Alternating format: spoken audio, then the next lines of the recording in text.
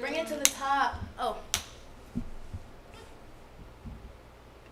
5, 4, 3, 2, 1, roll. Hello, everyone. I am Dr. Alanubia with my co-hosts, Miss Kenlin and Miss Elon. And we're here to talk to you today about the Buy, Fix Up, and Rebuild the Block campaign. It is an intergenerational movement to raise awareness about land, labor, money, and entrepreneurship initiatives in our community and bring the block together. We don't want you to sell our grandparents' land. Today, we're going to make things happen.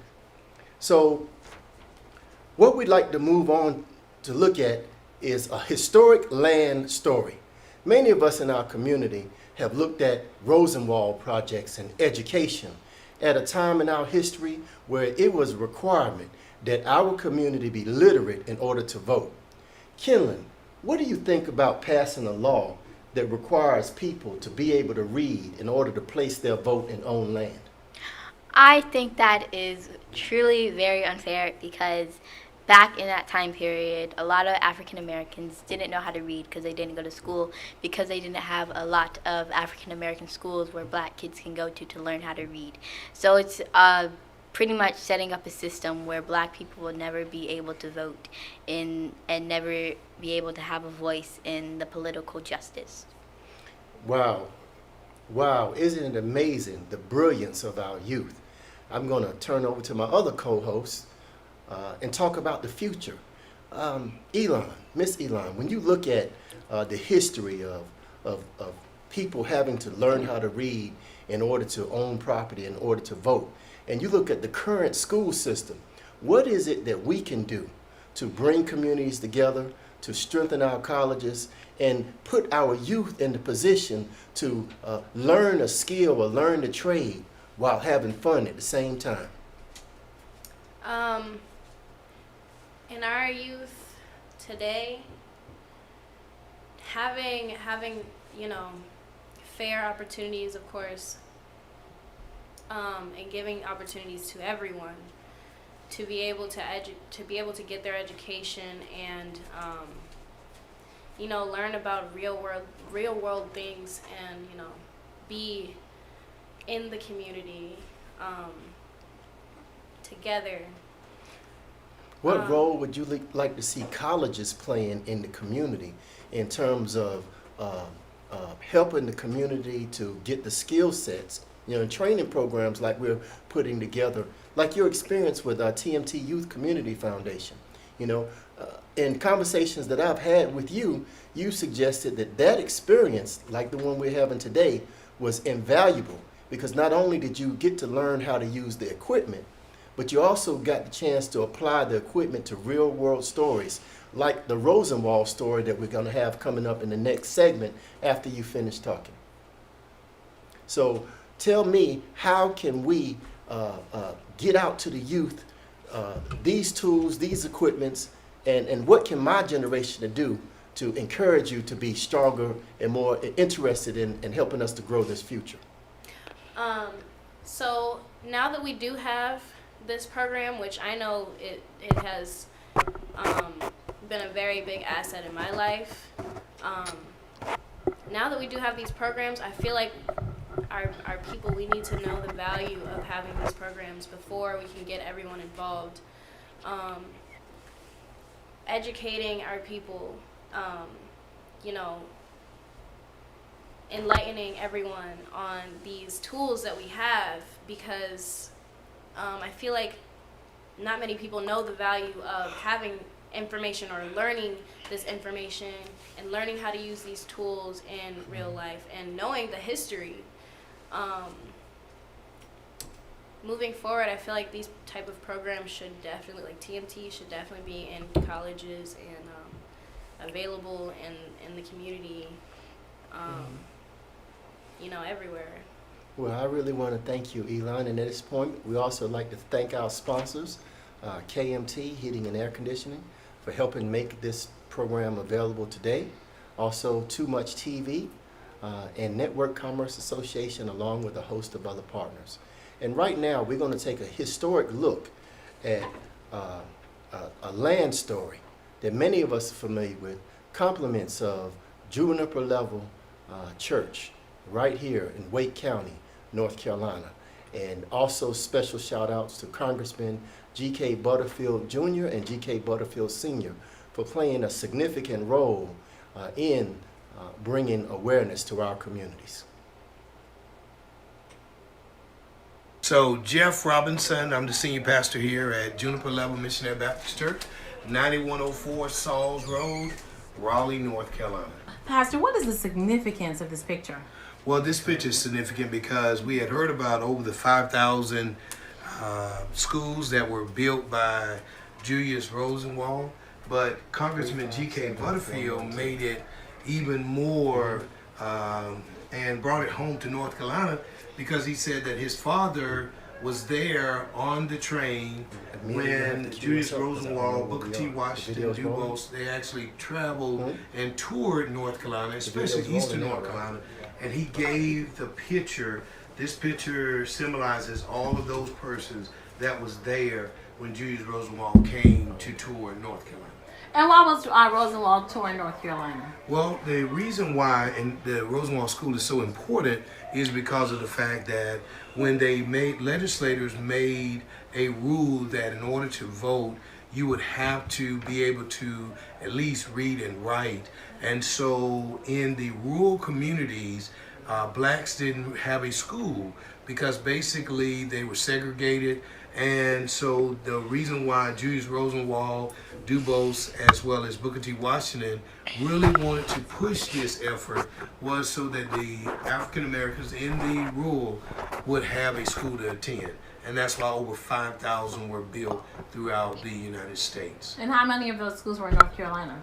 I really don't know exactly how many are in North Carolina, but we have the last in Wake County, the last 3 teacher school, which meant that it had all the way from K all the way to 12. And that's located right across the street from you. It is. It's located. And we actually own that. We purchased the property, and so we are in the final stage of restoration of that property. So we talked about conversations and not being about it and doing something about it and putting money behind it. That's what you're doing.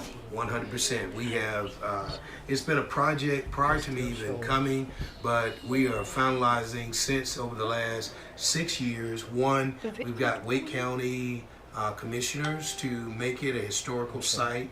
The Rosenwald Foundation has made it a historical site. So our Rosenwald School here is truly a historical site. It's on the map, and so we're excited about it. We've gone through phase 1, which was the outside where we had to bring in replica windows, and we've got that done.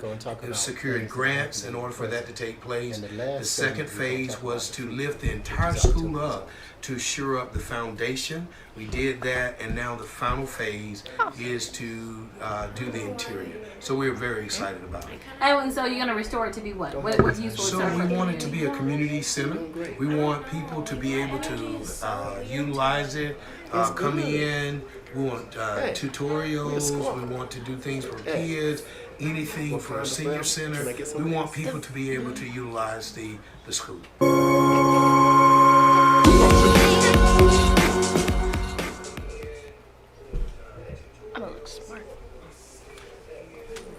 I want to pay special compliments to Mr. Christian Muir McLean Thomas because he is There is no one solution to dismantling racism. There's no one solution to decentering whiteness or supremacy. I am Merrill Holloway, and I'm the executive director of NC 100. To give a little background, NC 100 is based in the Central Piedmont region of Rockingham County, North Carolina. CDC, Community Development Corporation. Now, what we'd like to do is move on to labor and workforce development. In our previous KMT segment, Heating, we gave you a keeping sample of where we came from in terms of our history and the stories of what the older people would say, how we've overcome. Today, we want to talk about labor and workforce development amid COVID, amid social challenges that we have in our communities related to crime, and then overcoming crime and challenges like that in our community, and moving our focus to developing solutions that provide jobs and buy, fix up, and rebuild the blocks in our community. So, Kenley, let me ask you a question. What types of things would you like to see done as a youth? You know, we had a program where we looked at the Cut My Check campaign. And, you know, one thing I like about you, you have no problem asking somebody to cut the check. So what type of skill sets do you think, do you feel that your generation should be equipped with so that you can compete effectively in the new job market or opening up your own business? So talk to me about the types of things that you like to have access to today that can make your skills better tomorrow. Well, I think one of the main manufacturing skills that a lot of young people need to have in this generation of new kids is probably talking skills and social skills, because so you can incorporate with other people and give out your point and not be afraid to do that. And I also think another thing people need is coding skills. Even though I don't like doing them, my mom still makes me do them. And she says it's going to help me in the future. I do believe her, but it's kind of boring. But still do it, kids. Still do it. And I think coding is going to help a lot of young people succeed by like making new codes and excelling in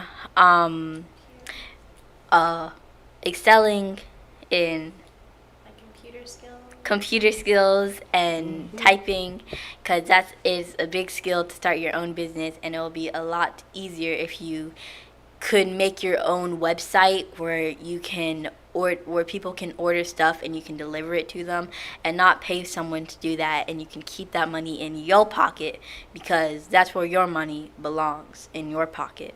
I love that. She wants to keep the money in her pocket, in our pocket, in our community's pocket, while making a commitment not to sell our grandparents' land. Last week, I want to thank Ms. Elon for bringing Prosper into the office. And last week, we talked about the 7-step design build method. And as we're reflecting forward, Elon, I just want you to share with the group, why is it important, you know, when we're looking at the future workforce? How did you feel last week when our two generations worked together as a team? I mean, we actually had good synergy. You know what I mean? We had good synergy, and we worked together as a team, and we complemented each other. Can you share with the audience how that made you feel to be able to come into an environment where somebody believes in you, understands what your mission is, and how we can use that together going forward? Definitely last week, that was a very good segment that we had. The information that our older generations give us is like Doctor says, like our ammo. They're giving us ammo to, you know, That's right. make it happen, you That's know? right. I feel like together, with their motivation, their information, and their, you know, push, we can drive. We can move forward together. It's definitely easier and better together, because, you know, now, our generation, you know, we are like it's like a balance, you know. We have good and we have good in our generation. We also have, you know, some that are not really as you know, a little misguided. And I feel like if we work with our older generations, we will have a little bit more guidance. Well, I want to let you know I really appreciate you because you educated me last week on the reel. You know, I know nothing about the Instagram reel. And based on your experience, can you tell and share with the group why do you think it's good for us to use Instagram Reel? The Reel is what you told me it was called? Can you tell us how you feel that we can use the Instagram Reel to promote the things that we're doing? Can you explain to the audience what the Instagram Reel is and how would you like to see it used in the Buy, Fix Up, and Rebuild the Block campaign as we develop our skill sets? She's really good. Instagram has a it's like a it's almost like TikTok, if you know what that access to, and that's really the goal, to spread the message to as many people as we can, so we can get as many people as we can involved.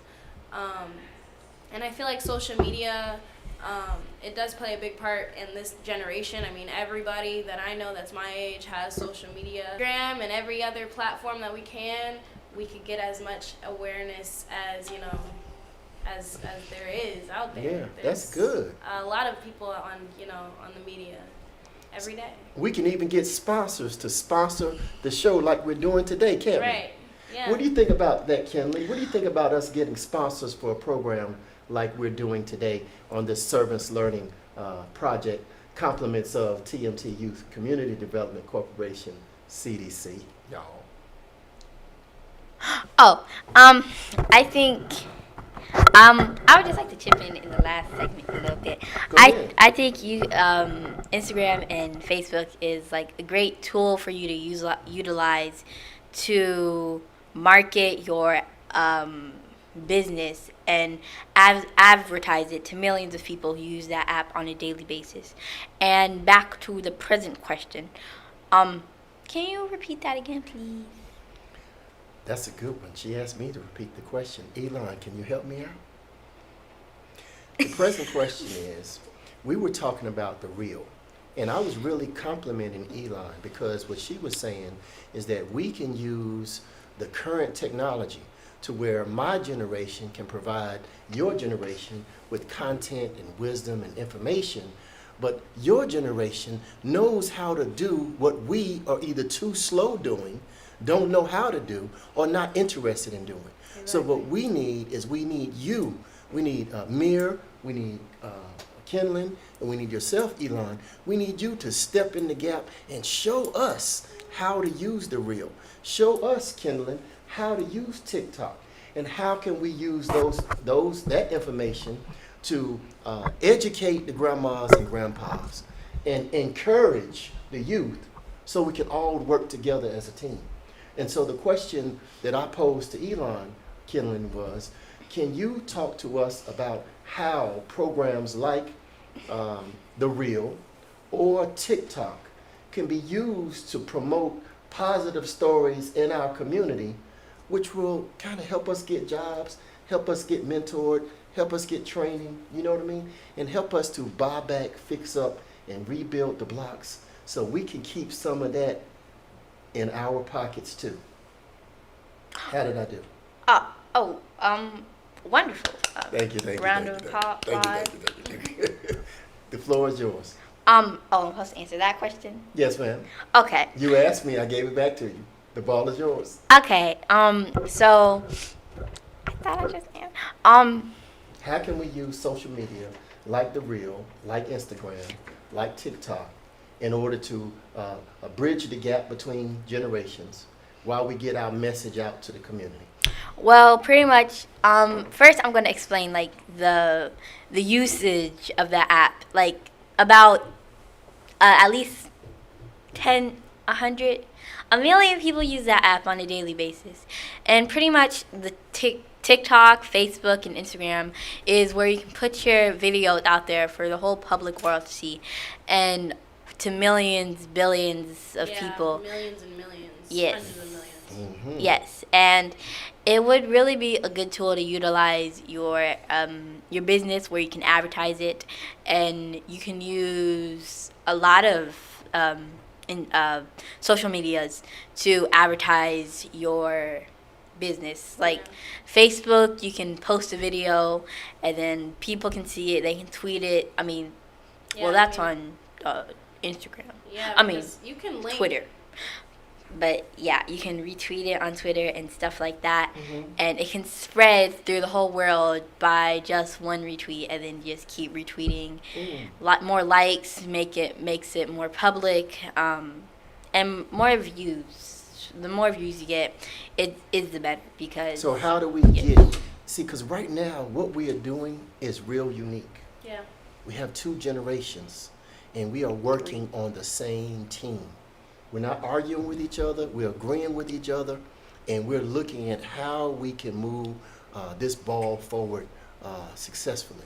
So in our next segment, we're going to take a look at Stand for Durham. Stand for Durham was a response led in part by the Most Worshipful Prince Hall Grand Lodge of North Carolina, along with other partners, the North Carolina Order of the Eastern Star, as well as the Durham Police Chief and the Durham Sheriff.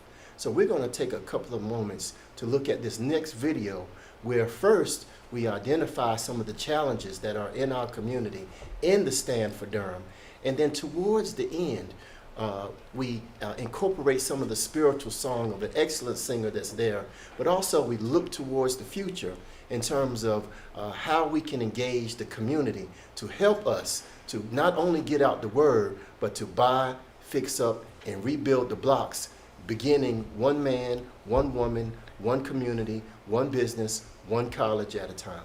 So we're going to cut to that next video.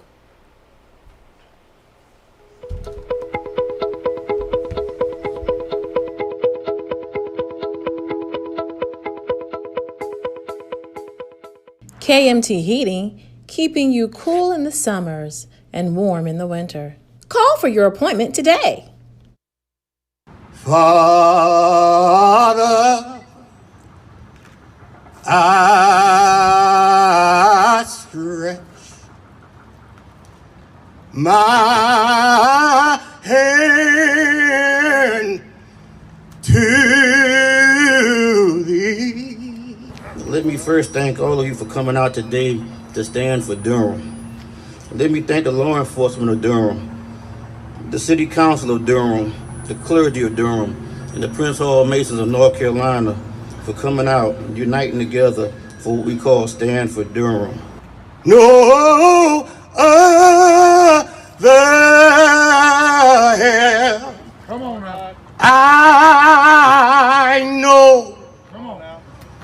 If thou withdraw.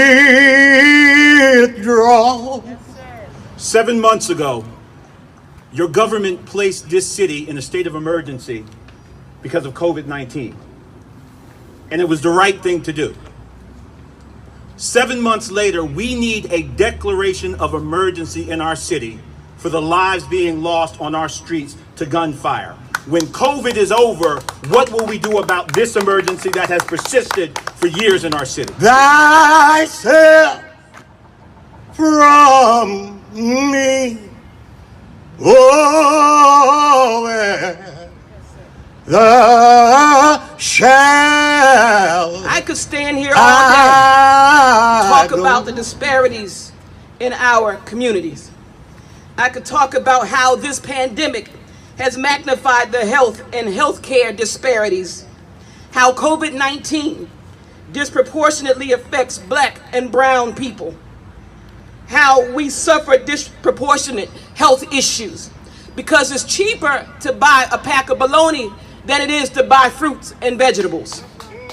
I could talk about our educational disparities and how there really is a pipeline from our schools to the prisons waiting for the mass incarceration of our children.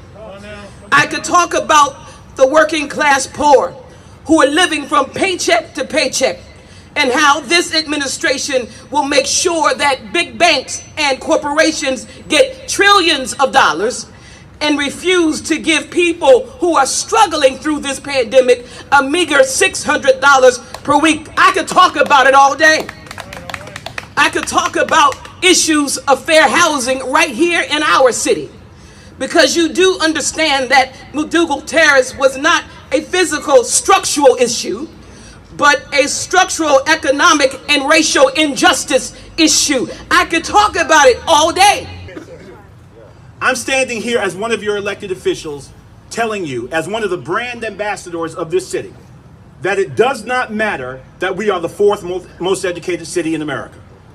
It doesn't matter how impressive and tall and shiny our skyline gets. It doesn't matter what's playing at DPAC. It doesn't matter how great our restaurants are. The highest and greatest measure of a civilization is what we do to protect the most vulnerable among us. And what will we do about our children? But we don't get great pleasure in putting young black men in jail because we cannot arrest crime away in the city of Durham. We need to find solutions that keep our children out of jail and keep our 9-year-olds, our 10-year-olds safe. They deserve life. Elderly people in our community deserve to be able to sit on the front porch and just have a conversation without a stray bullet taking the life out of them. We need to mobilize because, as I said, the Durham Police Department cannot handle a problem that's bigger than the Durham Police Department. This is our city, the Bull City, and the city of medicine. And it's time for us to reclaim our communities. It's time for us to rebuild our communities.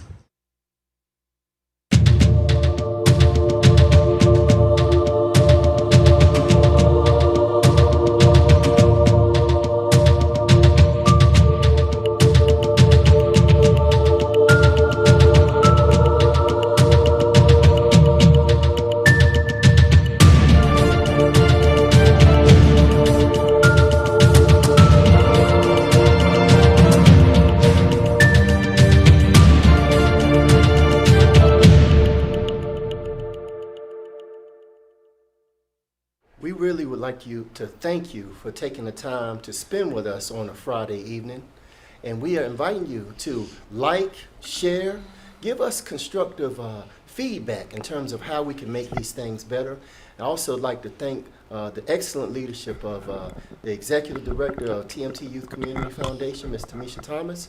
Also like to thank our soundboard coordinator and our video coordinator, Master Christian Meir, Thomas McLean.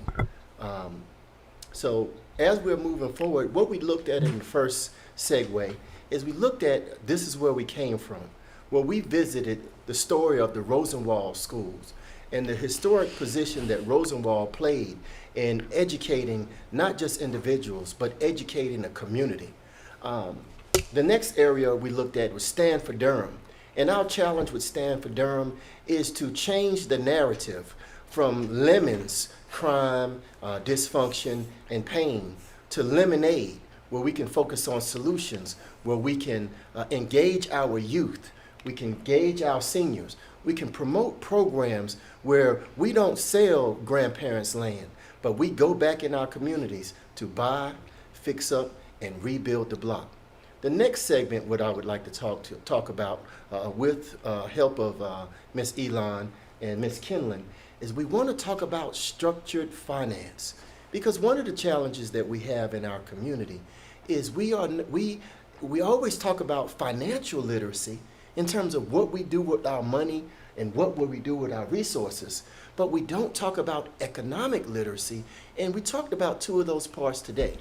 Economics 101 is land, and we talked about the Rosenwald School and the history of building schools on land. The second area is labor. We talked about workforce development in terms of how you can use the Ring, or how you can use TikTok, or how you can use, is it the Reel? Mm-hmm. And how you can use the Reel in order to promote a positive narrative for our community. How can you use those informations to bring the younger people and the older people together? And the last thing we want to look at is the future. And at the future, we want to talk about how do we use things like structured finance. You know, oftentimes when we think about a bond, what comes to your mind, Elon? What comes to your mind when you think about a bond? A connection shared between two things or people. Absolutely, absolutely. And see, I like the way she thinks, because oftentimes in our community, if we reflect back to the last segment, Kenlin, when people in our community think about bonds, usually we don't think about bringing a connection together. We don't think about underwriting infrastructure for telecommunications and energy. A lot of times people think about a jail bond. Yeah. You know, you need to bond somebody out of jail. But did you realize, Kenlin, that there's a program called Bond for Jobs? BOND, the number 4, jobs.com. And the purpose of that, Kenlin, is to help people who may have had a checkered past to be able to get an economic bond so that when they go get a job or they start a business, no one has to worry about risk. So they're not afraid of hiring these people because they know that they've gone through a program that can help them be sufficient. And I saw your hand up. So bring it on, bring it on. I know you have good questions. It's not a question. It's kind of Okay. like a comment, or I should say a statement. Okay. When you said bond, the first thing I thought about was a bonfire. And Bonfire, I okay. guess a bonfire does mean a connection or bond. Like, you can't have a bonfire alone. If you do, you're just lonely. No offense. But yeah, when I heard bond, I heard of bonfire, and it's usually done with multiple people. And if you don't do it with multiple people, you're just weird. But multiple people and that have a connection or bond, like friends, like a friend group, or maybe a date, or yeah. So that's all. You actually brought up a good point. And to Kenlin's point, the most powerful economic solution in the state of North Carolina, there was a law that was recently passed. It's called the NC PACES Act. NC, North Carolina, providing access to capital for entrepreneurs and small businesses. And it's a bond where you bring together groups of people that we call the crowd, and you take some money here and your money here, and everybody puts their money in one big pot, and we form a bond for the purposes of, for example, of fixing up our communities. So in this next segment, in just a moment, we're going to talk about opportunity zones. Now, opportunity zones have been around for a while, but it operates like a two-edged sword, because those of us who are familiar with how to use these opportunity zones, how to use tax credits, how to use tax incremented financing, you know, we tend to benefit from those things. But if we don't know what these tools are, With opportunity zone, can we use a tool that we don't know exists? No, you cannot. How would you feel if you were paying for something and you did not get your return on investment after you paid for it, Elon? Pretty let down and drained. A little frustrated. In the perfect example of that, Elon, when I was a little boy, there was a story about taxation without representation. It was the Boston Tea Party. And the Boston Tea Party basically said that you had a group of people who were being taxed by Britain, but they weren't getting any return on investment. So community, if the African American community represents 20% of the tax base, and we put in 20 cents in, and we get 2 cents back, how short are we, Kenlin? You are 18 cents. We are 18 cents short. Now, once we do the math, is that black or white, or the color doesn't matter when it comes to the math? The color doesn't matter, does it? Because it's based on what we put in. So if we put in 20 cents as a community and we only get 2 cents back in terms of contracts for the state, contracts for the city of Raleigh, opportunities to grow our business, then we are 18 cents short. So then when you find out that you're a little short, Kenlin, how do you feel if somebody didn't get your change? And once you find out that you didn't get your change, what should your next step be? Well, 18 cents is not a little change. That's 18 cents, which I can put to my 92 cents. Right. And make it, oh, wait, that's the wrong That's amount. right. I can make it 100. 82 cents plus 18 cents. You can make it a whole $1, can't you? Yes. Well, All right. a dollar is oh wait, it is 100 cents. But if someone were to take my change, like if I were to send my kid into the store and they took my change, first I would give my change back, and then they will be grounded. So I guess there should be some type of punishment for not getting your actual amount of money when you're supposed to get that in the first place. So, change has two definitions, right, Elon? One change is the amount of money that you receive after a transaction, right? But there's another change in terms of going from an old way of thinking to a new way of thinking. So as we move into opportunity zones, which result in change, what types of changes would you like to see, Elon? What type of changes would you like to see in my generation and my parents' generation that can encourage your generation to be stronger and to be more active in providing solutions that don't sell grandma and granddaddy's land? I know one change that I would love to see, or one change that I feel like would be, a good change, is people finding more productive things to do with their land. Even, the land that is, just rotting away right now and has no purpose, really, that will eventually get bought up and, by somebody. I feel like, our older generations, they have to, work with the youth and, the newer generations so that we can do something with this land and all of these people that we have. We should, open up some businesses where we don't have to go work for a company that's making trillions off of us. And we don't have to go, work a 9-to-5 and not really, just be surviving. We don't have to really just be surviving. We can start living, Yeah, so a change that I would like to see, or that I feel like we would benefit from, is finding more productive things to do with our land. Can you give us some examples of the type of things when you walk around the community, and what types of things would you like to see that you don't see right now? Because sometimes you ever had a situation when you go to this side of town and you see all of this and there's plenty of things to do, but sometimes when you go to this side of town, you don't see things to do, and people are not necessarily happy, and you can't get good food. In some cases they call those things food deserts. So what types of things would you like to see built and established in our communities that would make you happy? Definitely more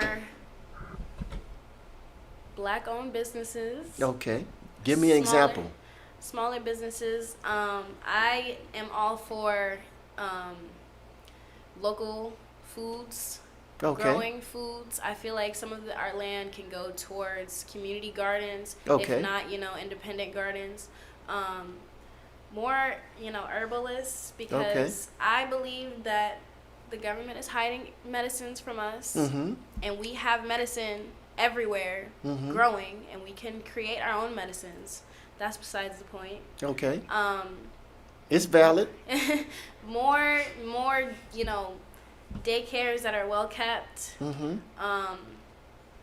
More, fun areas for kids. Like, this place, urban areas, open like now. Production studios like this? Oh, where you can come in and you can flex. Well, yeah, most definitely. Too Much TV. I feel like Too Much TV needs to be spread all over North Carolina, all over the U.S., all over the world. Definitely. All right. More programs like this one. Why don't you pose a question to Kenlin? Okay. Or myself. Let's pose some questions to each other. Okay. I'll ask you a question. Sure. What do you think our youth, or what kind of role would the youth play in rebuilding the block, aside from like social media, maybe like physically? Oh, that is an excellent question.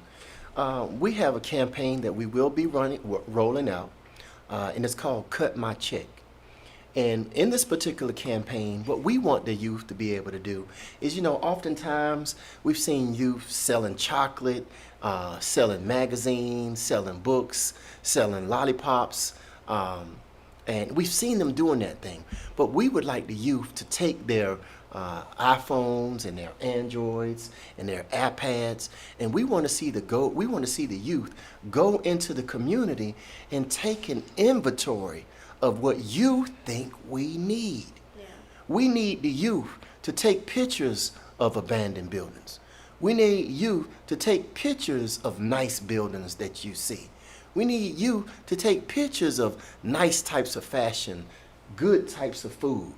And we, you know, Google has a program, and a lot of these groups have a program called data science. And every year, you know, every 10 years they do, what is it called, a census, right? And when they do the census, basically they go to house to house to house to house to house, right, Kenlin? When they do a census, and they're taking an inventory of the people. Why don't we work with our youth to take an inventory of what the community needs? Then when you as the youth come to me and you say, hey, Dr. Alanubia, these are the things that we saw in our community. Because, you know, sometimes us older people, we're so busy that we don't see some of those small things. Yeah. And if you see it, we need to depend on you not only to bring it to our attention, you see what I mean? But to come to us and say, hey, this is an idea, this is the solution that we have in mind. Now what can we do together to make this solution a reality? Do you see what I mean? Yeah. And so what we have to do, Elon, is we don't have to focus on problems. What we really need to do is we need to focus on the solutions. And the first thing we do when it comes to focus on the solution, Kenlin, is we have to take an inventory of tomorrow today.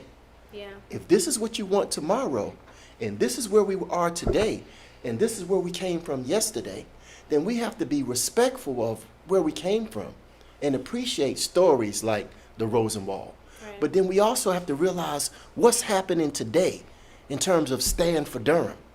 But then we have to look into the future when we have one president, in terms of President Trump, who did an excellent job with opportunity zones that many of us didn't understand, but also give a salute to the current president, President Biden, who promised the American citizens that we were going to build back better. So what President Biden said is that the opportunity zones were a great thing, and we're going to make that program that was previously established by previous generations, and we're going to make it better. Right. So, Kenlin, what question would you like to ask to either Elon or myself? Okay.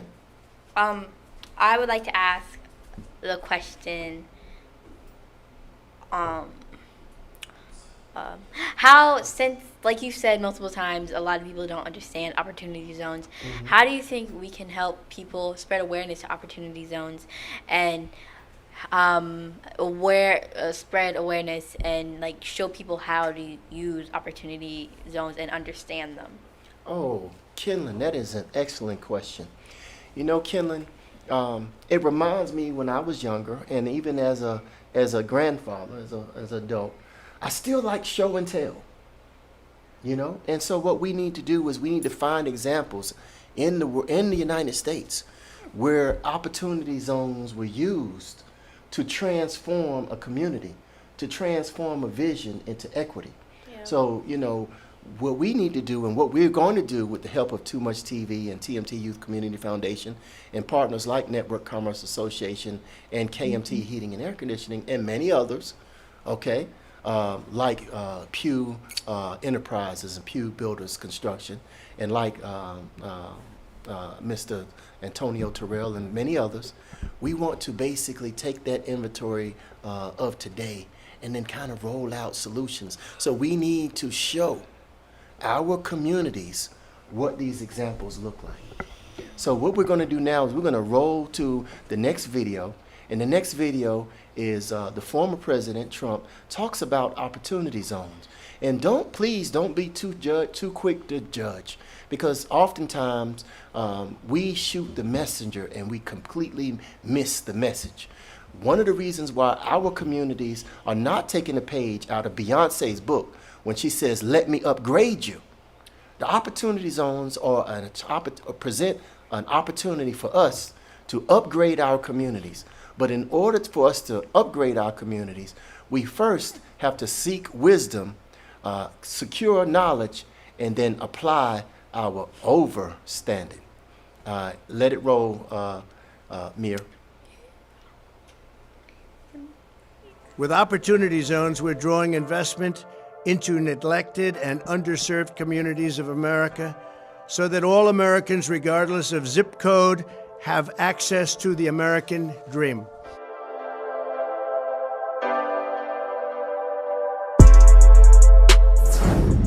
Thank you. In a few moments, I will sign an executive order launching a new White House opportunity. This is a very big thing that Tim and I and everybody have been working on for a long time. And Revitalization Council. This council will coordinate efforts across the entire federal government to deliver jobs, investment, and growth to the communities that need it the most. With the creation of today's council, the resources of the whole federal government will be leveraged to rebuild low-income and impoverished neighborhoods that have been ignored by Washington in years past.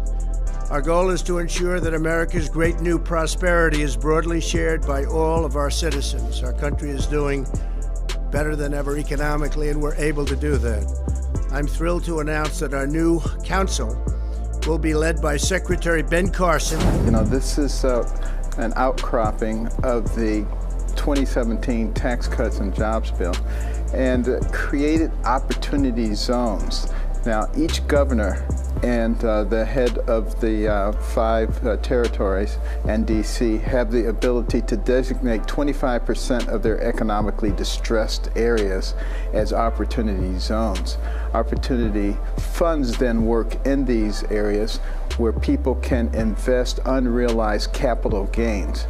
And depending on how long you leave those gains in there, you get certain benefits. So I have to say, this is a big topic among investors here in New York and beyond, sort of scrambling to figure out how to take advantage of this opportunity. Greetings, fam. This is good brother Dr. K. Alanubia with the Buy Back the Block campaign. I'm right here in downtown Raleigh, North Carolina, and right here with the AME Empowerment Center. And you can see right here on Capitol Boulevard all of the type of development and things that are going on. So these are the types of things that you and I need to go ahead and get prepared for, so that we can buy back the block and fix up our communities, because if we don't do it, it's not going to get done. You leave it in for 5 years, you get a 10% decrement in the amount of capital gains that's owed on the original investment. 2 additional years, you get an additional 5%. If you leave it in for 10 years, you have to pay no capital gains on the new money that was gained from the investment. So it's a tremendous opportunity financially. But the even bigger opportunity is people with money are going to invest it somewhere. This encourages them to invest it in areas that have traditionally been neglected. And that's what's going to make the big difference. And because it's a long-term investment, you don't have people coming in, reaping benefits and disappearing. And they're going to be interested in their return on investment. So they're going to be interested in making sure that that investment works.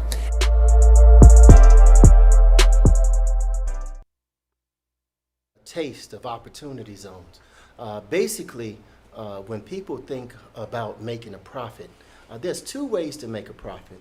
One is to, get more customers and get more market share. The other ways to make a profit is to decrease the cost of operations. often the times when we think about decreasing the cost of operations, whether it's running a household or running a business, we think about decreasing the cost of labor in terms of how much we pay somebody, or decreasing the hours, or decreasing the cost of materials in terms of the resources that we use to create the job.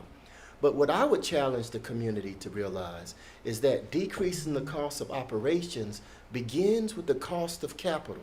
For example, if you're currently paying $3 a gallon for gas, and you know that you're going to drive anyway, and you found a source where you can get the same gas for $2.50, then you saved 50 cents per gallon on an activity that you were going to do anyway. And by the same token, when it comes to opportunity zones, or it comes to tax credits, those opportunity zones and those tax credits were designed to be magnets to attract investment to come into the community and fix up the community. So sometimes what's best to do is to create bonds, to create crowds in the community to where we can work together and secure these opportunity zones. I'm going to tip my hat to the current president, President Biden, and Vice President Kamala Harris and their cabinet for promising that we were going to build back better, for promising to make the opportunity zones and the tax credit stronger, for promising to support small businesses and institutions like Shaw University, the mothership of the South, along with North Carolina A&T, North Carolina Central, Winston-Salem State, Fayetteville State, Johnson C. Smith, Livingstone College, and many other colleges, with love also going to North Carolina State University, Duke University, and UNC Chapel Hill. So as we conclude this broadcast, I'd just like to ask for some final words, first from Kenlon to reflect on today's experience, and then I would like to move over to Miss Elon and ask her reflections on today's experience, and then I'll bring you a final word, and again, thanks for our sponsors. And please be sure to like, share, and thumbs up this page, because we're going through this service learning project. So Kenlon, can you give us some closing remarks? I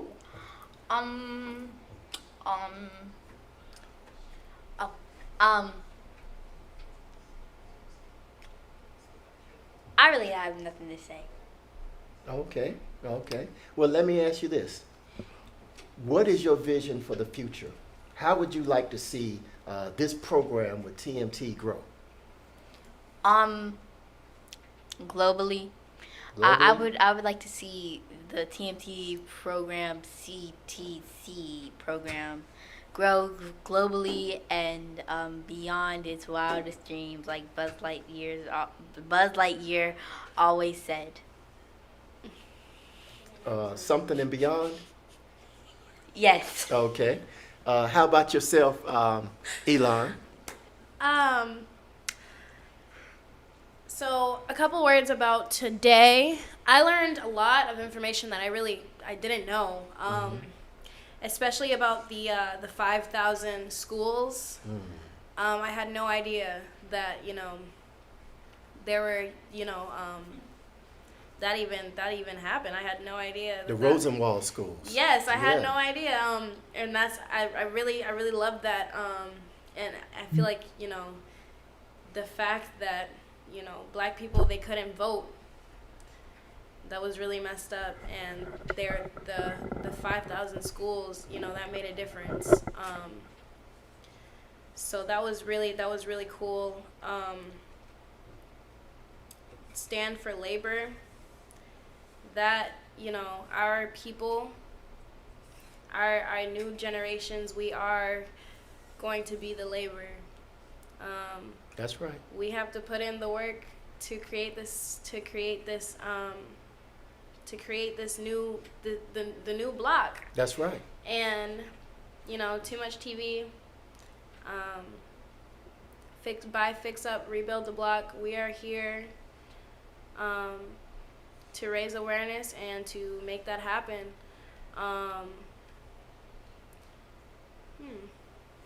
You did a great job. I'm so glad that we talked about this today. I learned a lot today.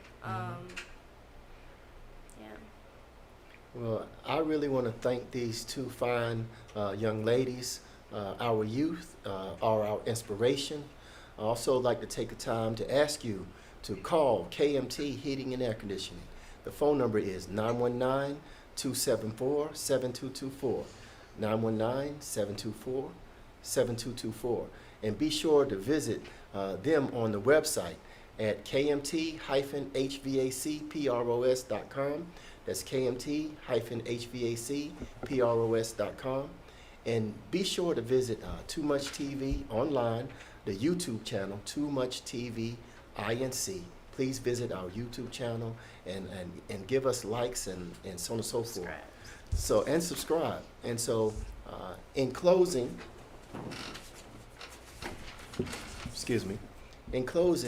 we looked at the past, we talked about the present, and we looked at the future.